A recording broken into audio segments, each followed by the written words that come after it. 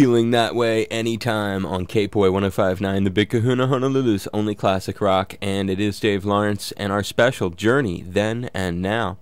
And we have a chance to hear some Journey favorites and Journey current classics from the new CD Generations.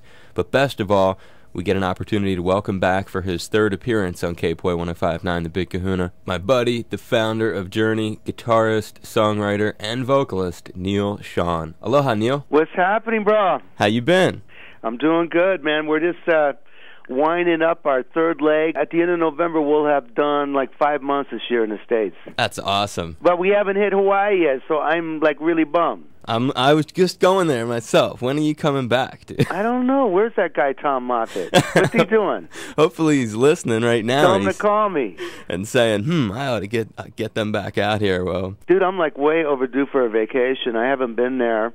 I didn't take a vacation last year. I mean, we toured all last year. Then I went, and did the Soul Circus thing with the new band. Then as soon as before I went on tour with Soul Circus, I was in the studio with Journey doing a New Generation CD. Then I went into rehearsal with Soul Circus, and I did 2 months with them, and then I hit the studio, the rehearsal with Journey to go out on this tour, and I've just not stopped in 2 years. And so I'm ready to come to Hawaii and just like plan it for maybe about 3 weeks or so. You ought to do that and bring Amber along and your kids, including your new daughter, Sophia. Lots of luck with that, Brother Neal. Thank you, man. The other daughter we have is just amazingly cool. What's her name? Asia. Dig it, brother. Well, I think a family visit after this successful launching of the next generation, so to speak, in your family, you guys ought to come out here. I'm ready. Let's go. Let's go, muchachos. You're the man.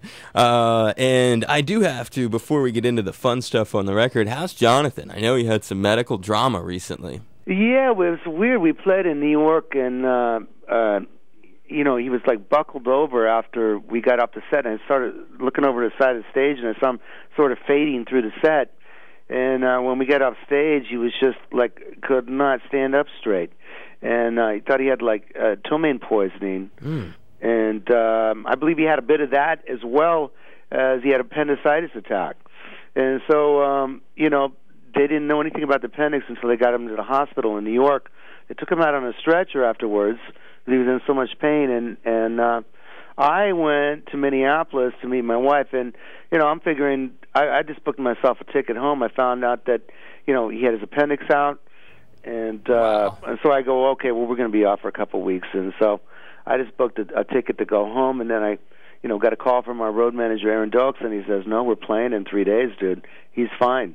And I'm like, what? Yeah, because I just remember, I've had like 4 hernias taken out of me, but I've been always sliced by a knife, and so it's always crawling around on my hands and knees for a month later. Sure, it's hardcore. And, with orthoscopic,